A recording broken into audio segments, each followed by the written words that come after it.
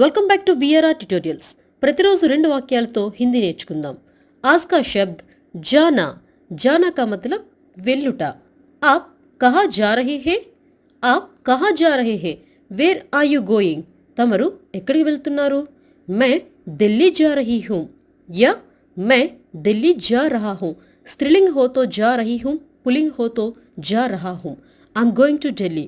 నేను ఢిల్లీ వెళ్తున్నాను। एक बार फिर से जाना వెల్లుట। आप कहाँ जा रहे हैं?